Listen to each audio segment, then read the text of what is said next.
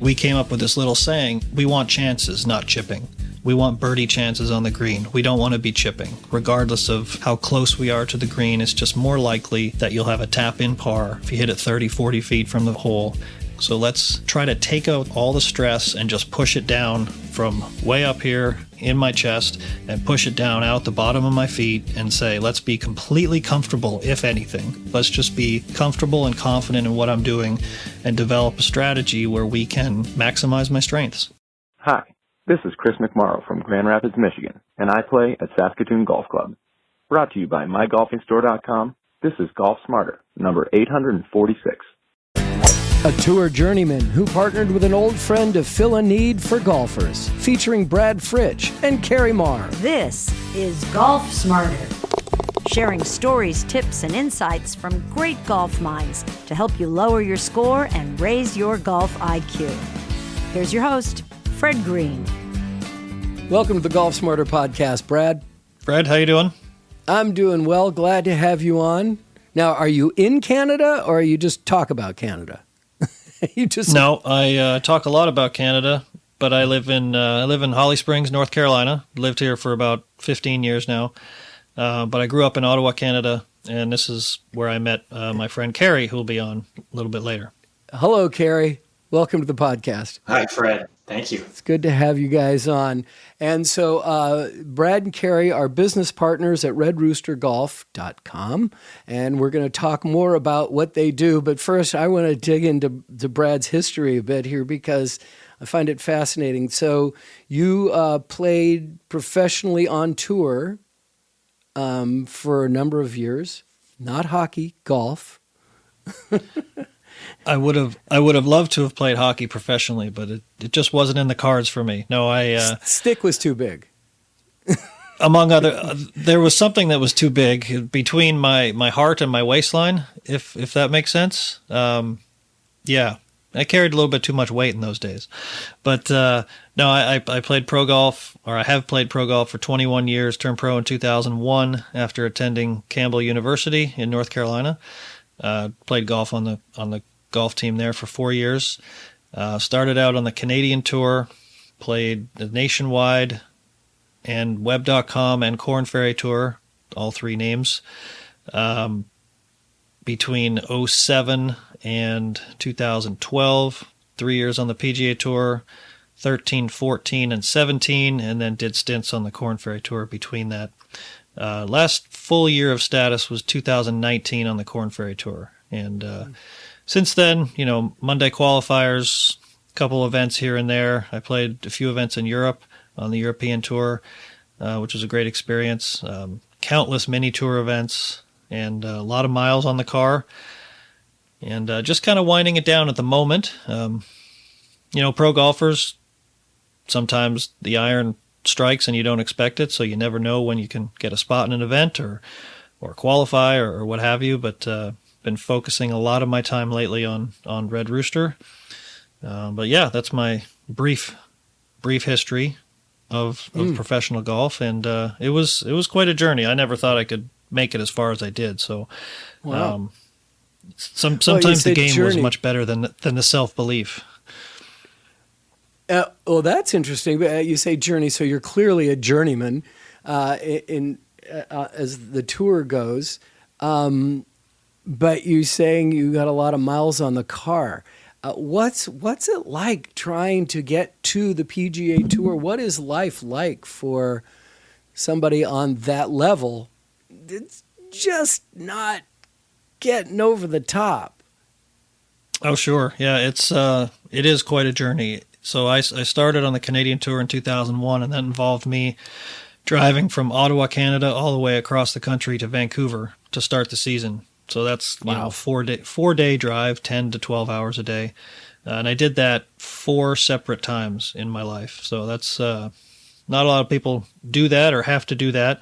But in those days, the schedule on the Canadian Tour was such that you would go from west to east in kind of a pretty good, well-planned schedule. So you could play in Vancouver, then you could play in Calgary, then you could play in Winnipeg. So you're just traveling west to east, no problem. It's not like that anymore. Everyone flies. But in those days, it was way more cost-effective to the drive across the country. Gas prices were not what they are now. That's for sure. That's for but, sure.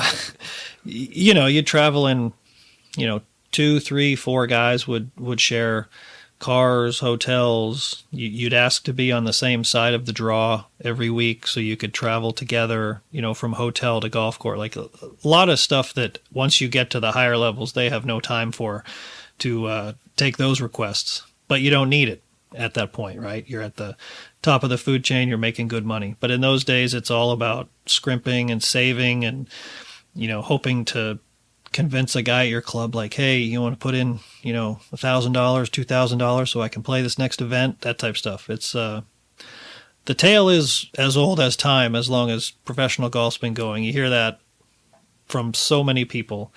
But when I started, it was 2001, and I wasn't very good. Let's be frank. Like, I was okay on my college team. I got through the Canadian part of the Canadian Tour Q School, where they only took Canadian players. So at that time, I think I was fortunate to kind of be a part of that. Played terribly my first year, but every year that I played, I learned something. I got better. You could see my stroke average go down. I'd make more cuts. And every once in a while, as Carrie remembers this, every once in a while I'd throw in a, like, wow, did I just do that? And in 2006, it was qualifying for the U.S. Open at Winged Foot. So every so often I would surprise myself a little bit. Not that I didn't expect to play well at certain times, but looking back at the type of player I was versus what I became in, the mid, like 2012, 2013, it was a far cry from that back in the early 2000s. So it was a journey for sure. You kind of tossed in there that your game was better than your confidence. Did I read that right? Well, it kind of varied at times. Like if I went back to 2001, knowing what I know now, I was terrible. Like I wasn't good on a professional level. I was still a plus handicap and all that stuff. But in terms of trying to compete with guys who were shooting 4, 5, 6 under par every day, like a lot of the times at the end of the week on the Canadian Tour, let's say, I would look at some of the scores and it's like, I can't imagine sustaining that level of play for 4 days. Maybe I'll catch a 4 under one day. Great. But more often than not, it was followed by 73, 74. Stuff like that. So I always thought, hey, at the end of the year, if you've improved over the last year, we'll keep doing what we're doing. We'll continue to play. And fortunately, that happened from 2001 through 2006. And then in 2007, I got to the Nationwide Tour. And typically what would happen with me is I get to a certain point, I achieve a certain status, and then the first year was a real struggle every single time on that particular tour. So it's, for me, I don't know if I want to say I was a slow learner, but a lot of the time it was more a comfort level and again, struggling with confidence. I would call myself a practical realist, acknowledging what can happen, either good or bad. So quite often the bad seeped into my mind. So it definitely prevented me from, achieving certain things in my career, but I didn't know any better, to think any other way, because I've been that way my whole life. So if you go back 20 years and could tell your younger self a piece of advice that you have now, we all know we're smarter now. What would be the thing that you feel like then was holding you back? Was it confidence? Was it your mental game? Partly yes, but I would say, hey, kept go find. Getting there. I did. I would say to myself, please go track down Patrick Kelly as soon as you can. And Patrick became my instructor in 2008, and I took a huge leap year after year with him, and he was my instructor up until now. Don't really see him much anymore, but for 13 years we worked together, and he was the guy who changed my game, put more fundamentals into my game, made it less athletic or muscle memory type and more structured. So we broke down my golf swing for a couple years, which was hard to maintain, a high level of play at that time. But in 2008, we started working full time together, and I took big leaps I didn't think I'd be able to make, and ultimately he got me on tour for 3 full seasons. So I wish I had met him sooner. Yeah, I bet. Let's take time out. I want to dig into what you learned from Patrick Kelly when we come back, and we'll do that right after this. This episode of the Golf Smarter podcast is brought to you by MyGolfingStore.com, home of the Eagle Eye Rangefinder. Let's talk about the Eagle Eye Rangefinder. Actually, it's my favorite rangefinder, and it has all the premium features you need, like slope technology, an 800-yard range, and flagpole lock vibrating sensor. Yet, it's a fraction of the cost of all the overpriced rangefinders out there. And it's so easy to use. Just raise the rangefinder to your eye and find the pin. The Eagle Eye will automatically lock onto the target, even like me if you have shaky hands. And then it will vibrate when the laser has locked onto the pin. I have to tell you, this is my favorite feature because over the years I've used a lot of different rangefinders and I've always had the same problem with each of them. I couldn't get a clear reading because my hands were shaking while I was trying to focus on it. With my Eagle Eye rangefinder, I just click once and it locks on the target every time. Now, here's the best part. Usually, the Eagle Eye rangefinder retails for $259.97. However, we've put together a special 50% off deal for Golf Smarter listeners. That means you can get the Eagle Eye rangefinder right now for the ridiculously low price of only $129. Just go to mygolfingstore.com/golfsmarter. Again, that's mygolfingstore.com/golfsmarter, or click on the link at golfsmarter.com. And I'll also put the link in today's show notes. However, I do need to warn you that this is a limited time deal and it won't last long. So go to mygolfingstore.com/golfsmarter and secure your rangefinder while you still can. Brad, before you started working with Patrick Kelly, what were you self-taught? What was your golf game like growing up?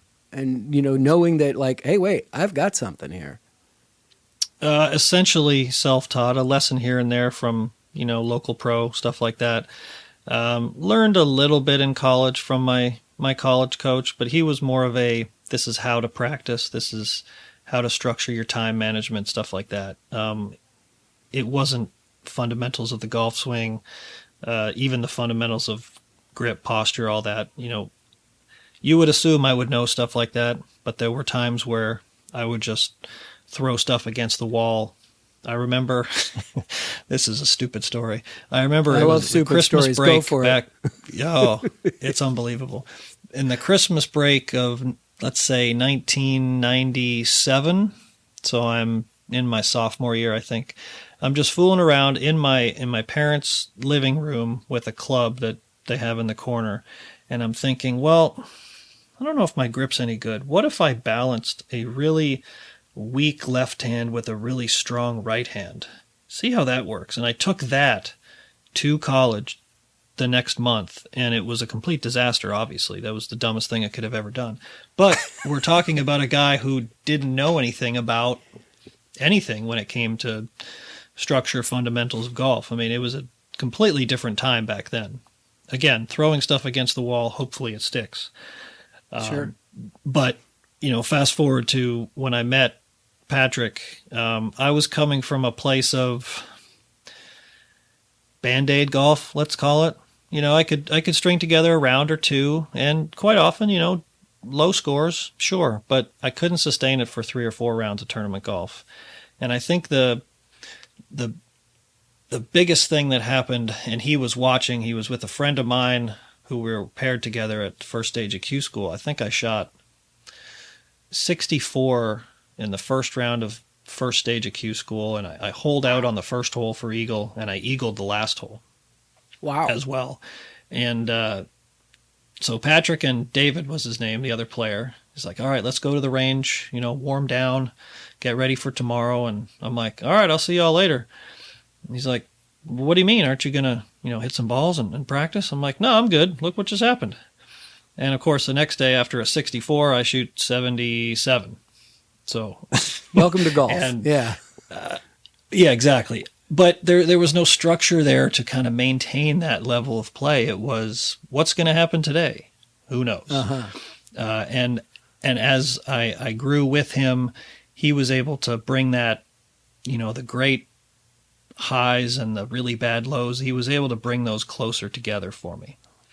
I still maintained the really good rounds, but I was able to push those bad rounds more towards the middle where I could shoot, 72, 71, just respectable rounds where I knew what was going wrong. The more I worked with him, I knew the reasons for the shots that I hit. Did it always work out 100% of the time? No, but I learned a ton about what. Yeah, you're shaking your head. Nobody knows 100% of the time, right? But I started to learn more and more about, hey, when this happens, this is why. Or you have a tendency in the wind to do X, so this is what we have to do to counteract that. This is one of my biggest flaws, is that when I come home from about a 3 or 4 week road trip, my setup would always be geared towards my front foot. I'd be leaning forward a little bit, especially if I'd been playing in a lot of wind, because I'd been bracing myself against the wind a little bit on my left side. Ultimately, What happens with me, my chest starts to rotate a little bit to the left, a little bit ahead of the ball, and all of a sudden my swing path is completely corrupted. So after those 4 weeks, we'd settle in for a session or two, and he'd say, okay, it's been 4 weeks. Guess what? Guess where you're leaning? Guess where your chest is pointing? All right, let's get back to fundamental. Back then, not a lot of video. Later on in my career, we were able to correct that as I was on the road, no problem. We could do video calls. I could film myself. But we're talking about 2003, 4, 5. Those days, you didn't have those types of things. That only 1 or 2 players in a field of 144 were utilizing these tools. So back then it was, again, like I said, it was more of I don't want to say hit and hope, because by that time I was a decent player, but it was definitely, it was like a box of chocolates. Never know what you were going to get. Yeah, right. I think that's fair to say. Yeah. Thanks, Forrest. That's it.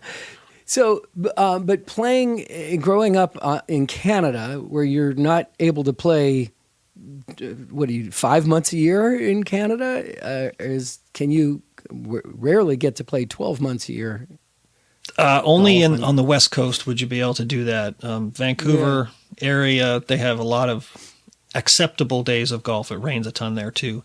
But where we grew up in Ottawa, it would be, what do you say, Carrie? Like mid-May, early May, until, if you get to mid-October, you're probably lucky.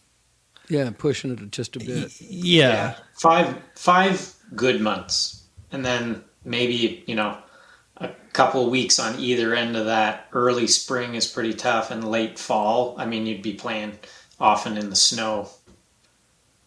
What was the biggest realization for you, Brad, when you started playing in the States, about the difference between playing golf in Canada versus playing in the States? And I mean golf course-wise, not necessarily competition. We'll get to that. I think mostly is about the different grasses. So Bermuda grass was very foreign to me. I went to school in North Carolina, so a lot of Bermuda grass. So that was so they have overseeded ryegrass that they would make everything green with, but then Bermuda comes up in early spring, and all of a sudden chipping out of Bermuda grass was completely foreign to me. So that was one thing. Number two, just kind of in the macro sense, I figured out real quick if I loved golf or not, because we're used to playing 5 months a year, and I could take those other 5 or 6 months and play hockey or downhill ski or whatever it was that I did, and I did both. Now I'm 11, 12 months a year playing golf. So I figured out really quick, if we're going to be at all successful playing college golf, I'm going to have to learn to like this, because I wasn't much of a practicer at all, not even close to the kids that you see these days. It was, hey, let's warm up and let's go play around. And in college golf, it's okay, it's 2 o'clock. We're going from 2 to 5:30.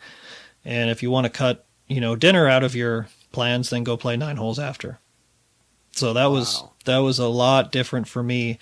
I was more of a, I tell people this, and I think it's true. I never practiced my putting before I got to college.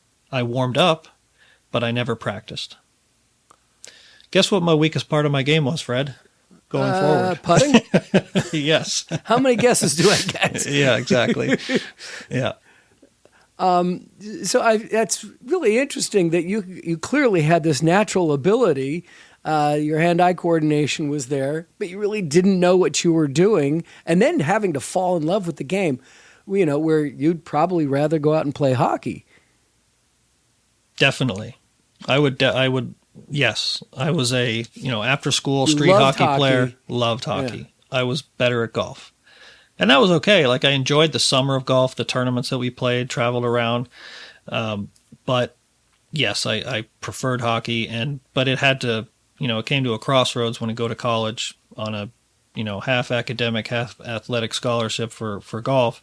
Okay, now we have to be a little bit more serious. You have to love it. The first couple months were tough in college, but after that, it was fine. Clearly, it's a lot more fun when you play well versus when you don't. So when I struggled my first year, didn't get into any events on the roster of my college golf team, it was tough because this was something I wasn't super familiar with, not being successful at all. Like, I could always count on playing okay in some events during the summer up in Canada, but this was a foreign feeling for me, which was I was not a good freshman college player, so I had to figure that out. When I went home for the summer after that first season at Campbell, I did win. I think I can't remember what I won, but I won a pretty decent amateur event. I placed well in a few others, and all of a sudden it was, oh, okay, I can do this. I just have to work a little bit at it. Interesting. All right, let's take another time out. When we come back, I have a couple more questions about your golf game before we get into your entrepreneurial edge, and we'll do that when we come back right after this.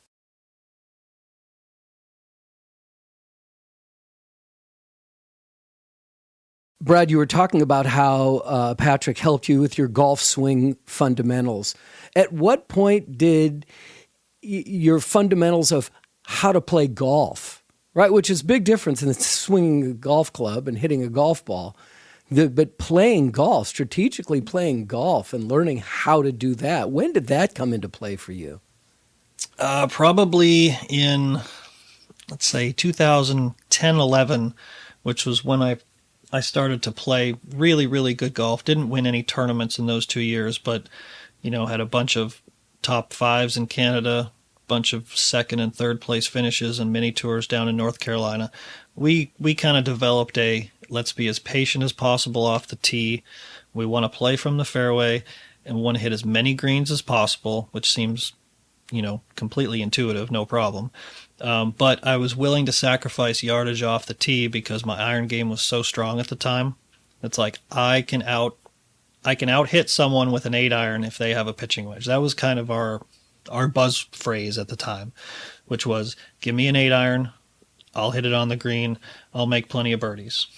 So there, it sounds very simple, but I was always very cautious off the tee. I was conservative, overly conservative probably, but I wasn't a great driver of the ball. My iron play was a complete strength of mine. So we kind of got together and said, look, this is what I have to do to maximize the talent that I have at the moment. And so 2010-11 is when we really developed this strategy of playing. And it turned into me getting through Q School in 2011 to get to the Corn Ferry or the Web.com tour at the time. So I had a full card in 2012 on the Web.com tour, and I finished in the top 25 on the money list, and all of a sudden I'm on the PGA Tour in 2013. So wow. I've never really thought about it this way, but you kind of you did it in your head. It was, okay, we'll do the athletic and fundamental part on one side, but we also need the mental game on the other. The strategy, what are we going to do to maximize kind of the best parts of my game? I would say 2012 is probably the best I've ever putted. I've never quite been able to get to that sustained level of putting over a year period. I've never been able to sustain it ever again after that. I finished 18th on the money list and didn't win a tournament. So that was a pretty good indicator that just the all-around game was solid. When I got to the PGA Tour in 2013, I had a lot of good events. I think I made 19 out of 25 cuts. But again, talking about that first year hurdle, being somewhere I've never been before, after a great start to the year, I kind of tailed off on weekends, and a lot of it was leaderboard watching. Oh, I need to shoot 4 or 5 under this weekend to get back in the tournament, where looking back, if I had shot even par or 1 under par on Saturday and Sunday, it would have made for more money, more points. I would have kept my card that year. But I had a great start to that 2013, and that was something that I was a little bit surprised about looking back. I remember being in Hawaii on the first Sony Open, first tee, first event of the year.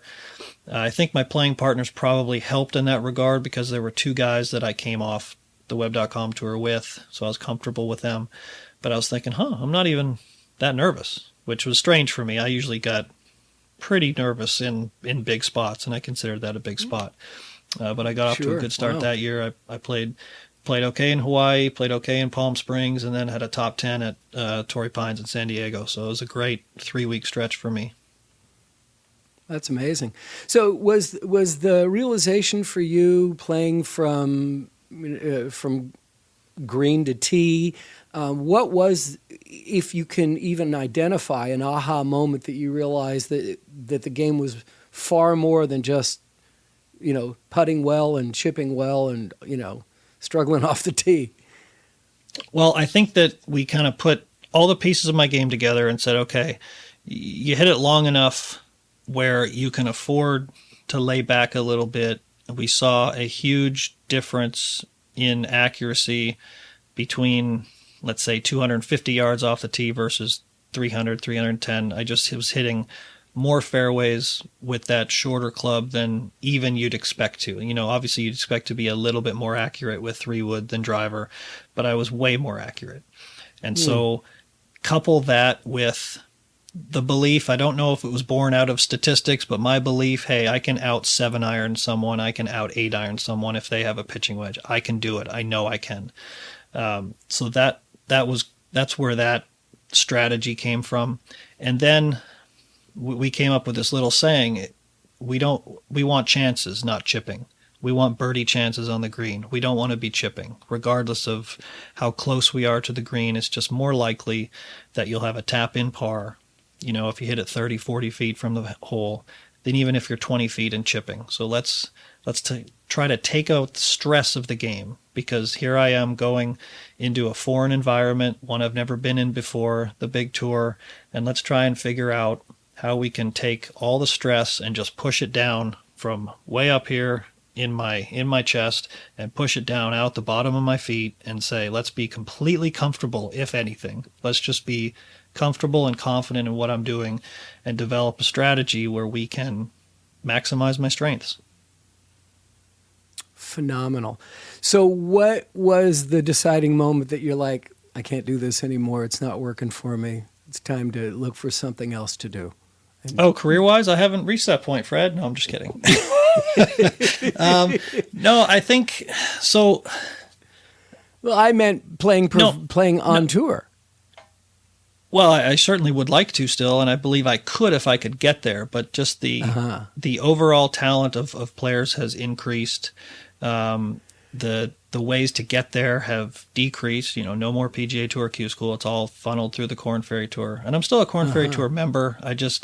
I can't get into events, and the willingness at this point to go out and Monday qualify every week for a small chance of getting into an event, and then a small chance of parlaying that event into another event, and then getting on the money list and all that. It's just, I'm good. I've done my time. I thought it was awesome. I thought that I accomplished a lot compared to what I thought I could do, what others probably thought I could do. But it's just not viable for me anymore. Saying that, I'll probably go to Q school at the end of this year to try to get back on the Corn Ferry Tour. Give myself a decent chance of doing so, of achieving that. But, from day-to-day stuff, grinding, working with my coach, it's just not. I gave it about 2 or 3 months, and if I really missed it, I would have gone back out and started again, and I don't miss it that much. 44, there's a lot of stuff. My kids are 9 and 13. I'm enjoying being around them more than I ever have. It is, and I enjoy being around them more than I ever have been, right? So, awesome. My wife was basically a single mom for a lot of those years. And so this has been nice to be home. We've got a venture going that we're going to talk about. And it's just another chapter. I mean, I gave 21, or I guess 18 full years of traveling, 19 full years of traveling. And then, of course, COVID and everything. And that I was home more than I would have been. And I enjoyed it. Enjoyed it more than I thought I would. Were you practicing your putting? I was. I actually putt better now than I probably did 3 years ago, which is a positive. But great. It's like anything. As we age, at a certain age, it gets a little bit harder to do stuff. And kids coming out of college kids coming out of college hit it even farther now than they ever have. And I'm about the same length, maybe a little bit shorter than I used to be, but these guys are now 40, 50 yards past me at their peak, and it's tough to compete. I admire the guys who aren't long, who are still out there, and just kind of their all around game is so good that they're still out there, because it's a tall order, man. It's guys coming into par fives with mid and short irons, and I'd have a 3-wood or hybrid. Like, good luck to me, but some guys make it work. Yeah. Yeah, I'm one of the longer hitters of the group of guys that I play with. I'm one of the longer hitters off the tee, and they're like, you're going to have to move back, because we play from the wide tees. We're all in our 60s and 70s, but sure, you're going to have to move back. And I'm like, why? They're like, well, it's just not fair. It's like, what's not fair? If you look at the PGA Tour, these guys are hitting driver wedge, and you want me to go driver 3-wood, driver hybrid? It's like, aren't we trying to do what they do? And it's, who knows? Definitely not as fun if you did that. No, and I keep saying, I just want the game to be fun. So this is more fun. So let me have sure. that much. So one more time out, and then I want to talk about your entrepreneurial bite that we're going to talk more about Red Rooster Golf, and we'll do that right after this.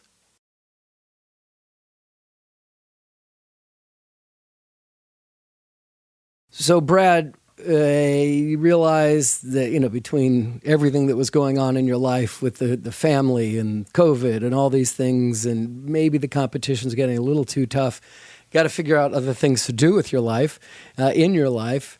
And what did you and Carrie know each other growing up? How did you and Carrie meet?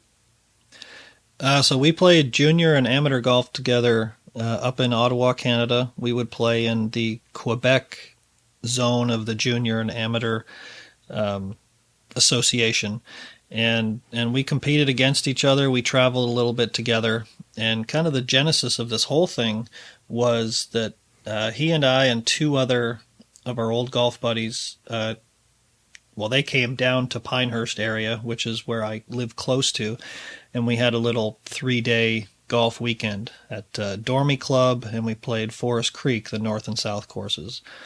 And apparently at one of those courses, I made fun of Carrie's golf glove because it was torn, old, had black spots on it, when you've worn the glove for way too long. And I think we were on this par 3, and he was trying to fillet a little 3-wood into the pin, and he's sitting there with a hole in the palm of his glove trying to execute this super difficult shot. And apparently I said something to him that kind of resonated with him.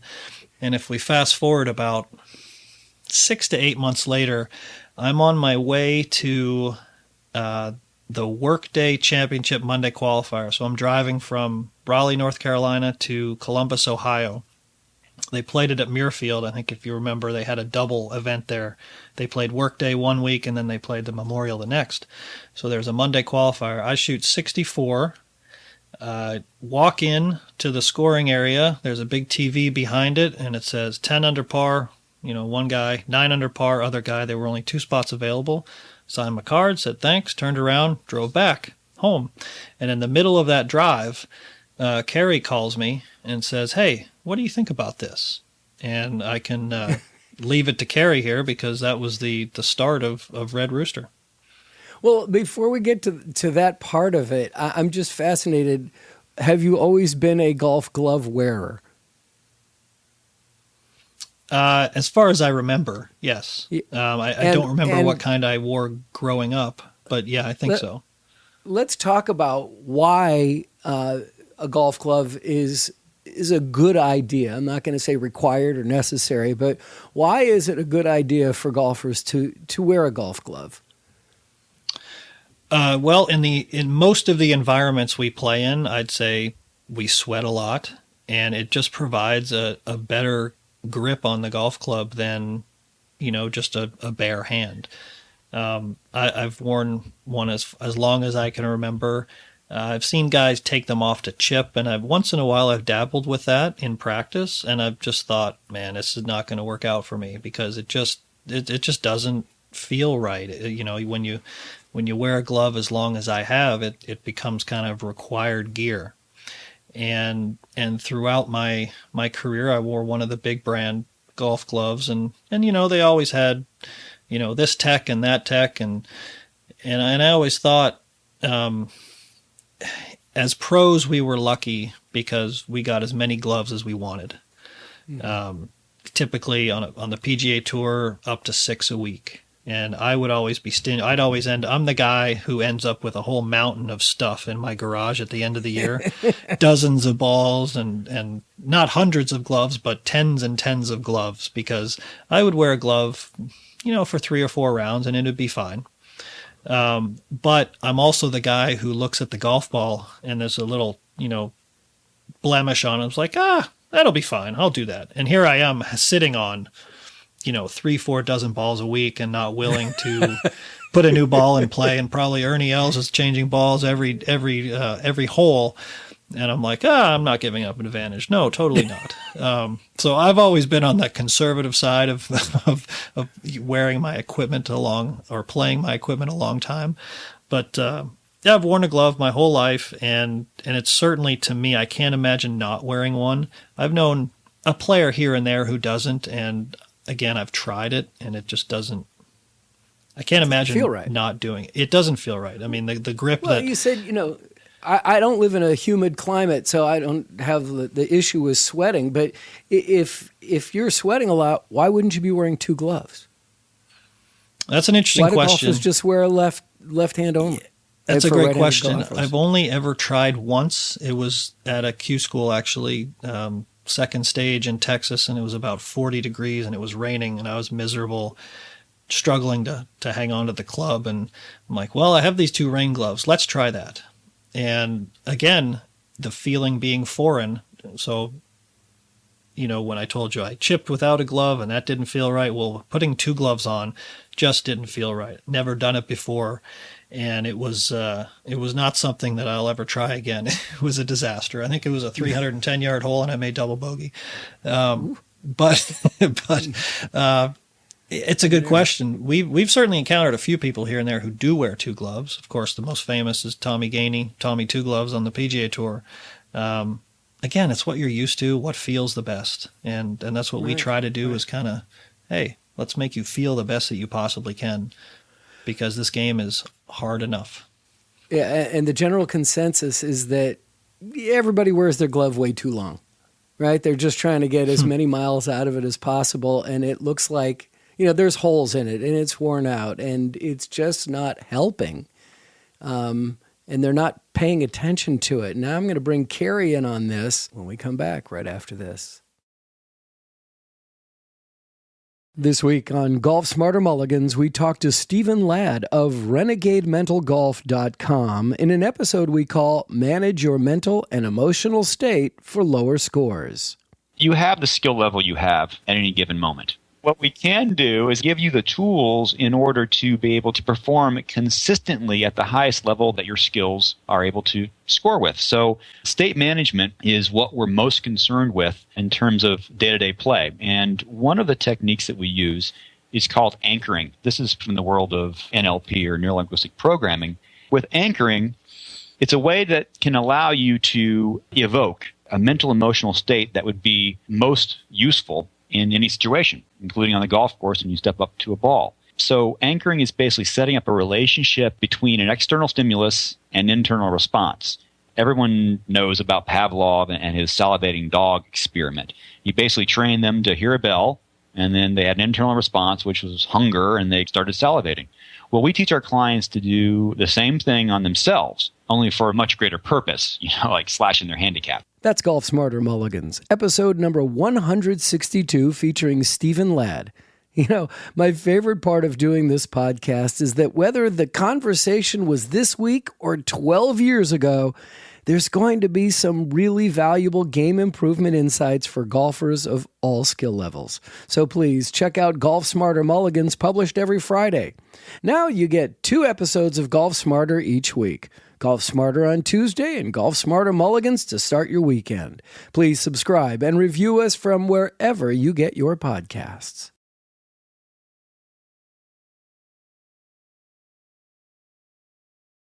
Carrie, you've probably done a tremendous amount of research to start a glove company to figure out what golfers are doing and what are they not paying attention to.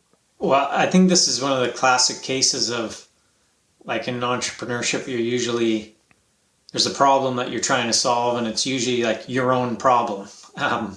So that was, I think, I was kind of coming at this from gloves. I played Division II college golf. We got gloves thrown at us during that time.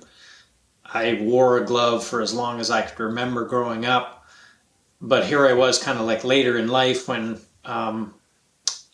I could afford gloves on my own, but I was stretching them a long way, and yet I was investing in other parts of my game, and it did kind of make me question, like, how important is a glove? Am I missing something here? Because I don't really value them. When they were given to me, I used them, and then when they weren't given to me, I wasn't investing in them. Were people just being were they, being sold something they didn't need, or was I kind of missing something? And Brad was kind of that sounding board that, he'd always used a glove, and when he had lots, and I thought of it from a tour pro's perspective of, score is paramount. They're playing for score. A shot matters here and there. And so that's kind of where the glove came in. Like, why would you be using something that could cost you a couple of strokes? And that got me thinking, like, why would, golf's a game of confidence, and you want to at least check that off your list of saying, like, I'm prepared. I've got a golf glove that's new or relatively new. I'm ready to play my best today. Yeah, I mean, it's probably one of the disposables of golf that people don't recognize. I mean, when I say disposable, first thing that comes to mind, obviously, are golf balls, because we know we're going to lose them. But we've got this glove that would just, like, I've had this for 4 seasons now. It's like, why? They're not that expensive. They aren't meant to last as long as your golf clubs. You probably change putters more than you change your gloves. And so you've got this idea of creating a competitive glove. And I got to say, I'm really enjoying my Red Rooster golf gloves. I've tried them now for a couple months, so I've had a number of rounds with them. And even after playing for a month, I switched to the next glove. And it was like, okay, this is kind of interesting. I've never only played for a month, but it's clearly getting worn. So I'm going to try my next Red Rooster golf glove. And I was really pleased that I did that. And it's probably a mindset we don't think about. It's like, I need to change my gloves more often. So this concept that you have that's really taking on what's happened on the internet over the years, and you're creating a subscription service. Tell me more about that. Yeah, the subscription service is meant to be that gentle nudge or the reminder that, maybe when this glove arrives, check the glove that you're playing with, and maybe it's time for a change, because like you say, we do lose gloves, and sometimes that's a good thing, but it's not like balls, right? We often have it, and we're almost over invested in it. I found that in a lot of cases, you're going to get the glove when maybe like you tear one or you get a hole in one, and you have a bit of a bad relationship with maybe having to buy a glove in the pro shop and sort of overpay. And so then you try to get more rounds out of it because you're trying to get your money's worth. And it's just, as opposed to really looking at it and saying, let me use this for as long as it's helping me. Right. The way you said that made me think, a hole-in-one is a good thing in golf, but not when it comes to your gloves. If you have a hole-in-one, it's time to replace it, folks. Don't keep pushing it. So now you've developed a line of gloves and accessories, but let's focus on the gloves. You have 11 different styles. You have 26 different sizes. This has got to be a difficult startup. It's from that call to Brad on the way back from that Monday qualifier. It's come a long way. There's been a lot of things that we didn't know, and that was probably good. If we knew kind of what we were getting into, we may not have done it, to be honest. And sizing was one of those things that we just didn't know enough about. We did some beta testing in the spring of last year, where we did a production run with a manufacturer that we wanted to use. We were really pleased with the gloves, and when we sent them out to the beta testers, roughly 30% of them came back asking for cadet sizing. And I wasn't even familiar with what that was, but it's a shorter finger and a wider palm. It's just a different fit. But that meant that our men's gloves would go from 10 sizes to 20. But it was a big audience. And I would say, Brad, you probably know this a bit more than I do, but I think we may even be higher than that now for cadet sizing. Like it maybe is even more than 30% of our audience is interested in that particular size of glove. Yeah, well, I feel like I've got a weird size because I wear a men's medium large cadet, an M/L cadet. So that's got to be like another size that you got to go through. So, the subscriptions, what is, like if I don't want to subscribe to something every month, I mean, can you adjust your subscription to how often you have gloves delivered? Yeah, the subscription is just, in our opinion, it's the best service because the gloves come as a reminder, but you're in control of that subscription. So you could get a glove every month. We get some customers who get multiple gloves a month. Wow. But you can adjust that to bi-monthly or quarterly.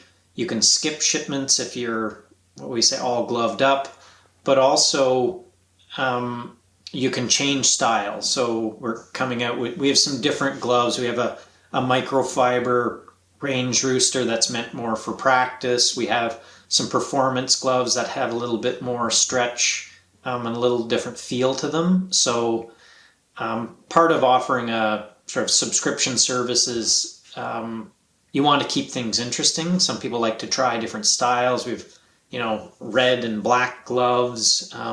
But by far, the most popular is still the classic white glove. But most people start with a glove. They buy one. They don't buy it by subscription. They get it to try it. If they like it, they come back. And we've got customers who've been back 5 and 6 times who aren't interested in subscribing.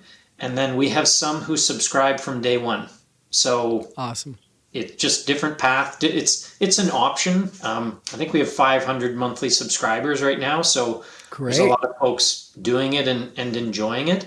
But we expect that at certain times of year, you may put those on pause or you may make some adjustments. But in the summer months, it's kind of nice to get the gloves arriving and as a reminder that, hey, maybe it's time to switch this up. And I think you're seeing that in your own game, Fred. And yep. I try to, use the subscription service myself because I'm guilty as well. I get 8 or 9 rounds out of a glove, and it's probably not doing me any favors anymore. It's not got any holes in it. It's just that it's starting to get a bit slippery. It's starting to get a bit stretched. And when you grab a new glove and you try it on, usually your best round is that first round. Well, here's my favorite part. First of all, your prices are very competitive with the expensive, not even the expensive, with golf gloves that are out there. And there's a lot to choose from. But the fact that it's just arriving at your house, you don't need to go to a store, and you shouldn't be buying them at the pro shop because they're going to mark them up anyway. So having them delivered is phenomenal. And you know what size you are. Most golfers have to know what size they are. And to have these delivered and be able to try different ones, I highly recommend you go check out redroostergolf.com to check that out. But here's the thing that I'm really excited about, and I really appreciate this to both of you, Brad and Carrie. Each episode we have somebody introduce the episode, and they tell us where they're from and what their favorite golf course and what episode number this is. Well, now Carrie has agreed to allow for any Golf Smarter listener who wants to do the introduction. You're going to receive a Red Rooster golf glove, and one of the coolest part of it is these cases that you have for the glove to keep them dry and separated from all the other things in your bag. So if you want to do an intro to our episodes, then you will receive a glove. So please write to me at golfsmarterpodcast@gmail.com and tell me you want to do an intro, and we'll hook you up so you can try out the Red Rooster Golf. If you don't want to be on the show, that's fine. Just go to redroostergolf.com and check them out. So thank you so much for that, Carrie. You bet. Our pleasure. Thanks, Fred. And Brad, great hearing your story. Thanks so much for coming on and sharing it with us, and good luck to both you guys. Yeah, thanks, Fred. Appreciate It's it. always I enjoy talking about what I did, just because it's not a normal path. A lot of the famous guys, they come right out of college, all Americans, et cetera, et cetera. So you're right in the fact that I was a journeyman. I don't take it, as an insult. I think it was a ton of fun to play, on the PGA Tour. I had some fun moments, and this venture is really fun for me too. I enjoy kind of getting to know the business. Carrie is would I call you a serial entrepreneur? Probably. You've got other stuff on the go as well, but I've learned a lot about the business world in this too. And as we saw, trying to get me on the podcast with my tech problems, I am a tech virgin when it comes to this stuff. So always learning outside of what I did for a living before. Fred, just one other thing. I'd be remiss if we didn't mention that as part of our mission, we donate a glove to youth golf for every adult glove that we sell. And it's an amazing kids glove. It comes in 8 different sizes. And we work with partners that you're likely familiar with, like the First Tees, etc. And that's just a nice way to welcome someone who's getting introduced to golf for the first time, to give them their first glove and make them feel included and sort of part of the club. So that's sort of the philanthropic arm of the company. Good for you. Thank you so much. I'd like to thank Chris McMurrow of Grand Rapids, Michigan, who introduced today's episode. Actually, Chris found me on LinkedIn and reached out to say that he'd like to introduce today's episode. Well, you just heard from today's guests, Carrie Marr and Chris Fritsch, that you can receive a glove and a glove compartment from redroostergolf.com when you can choose from 11 styles of gloves in 26 sizes so they fit you properly. We thank redroostergolf.com for giving a new glove to every Golf Smarter ambassador who introduces an upcoming episode. I invite you to also be a Golf Smarter ambassador just for leaving a voicemail. Write to golfsmarterpodcast@gmail.com or click on the Hey Fred button at golfsmarter.com and let me know that you'd like to do an episode intro, and I'll send you some very simple instructions. Now, next week is the 2022 U.S. Open being played at the Country Club in Brookline, Mass. My wife's hometown, actually. Well, the Country Club holds an important place in golf history. It was one of the 5 charter clubs that founded the USGA and was also host of the 1913 U.S. Open, won by then unknown Francis Ouimet. We know about Francis Ouimet because of the movie and the book, The Greatest Game Ever Played. But despite the notoriety, Ouimet was not the first native-born American to win the U.S. Open.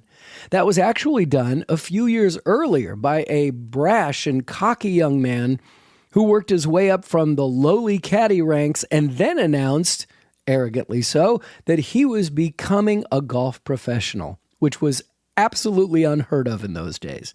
His name was John McDermott. We'll learn his remarkable story next week when we speak with author Kevin Kinney from Dublin, Ireland, about his latest historical golf book called Golf's Forgotten Hero, The Life of John McDermott. That's going to be next week on Golf Smarter. If you have any questions, comments, suggestions for upcoming episodes, please click on the Hey Fred button at golfsmarter.com.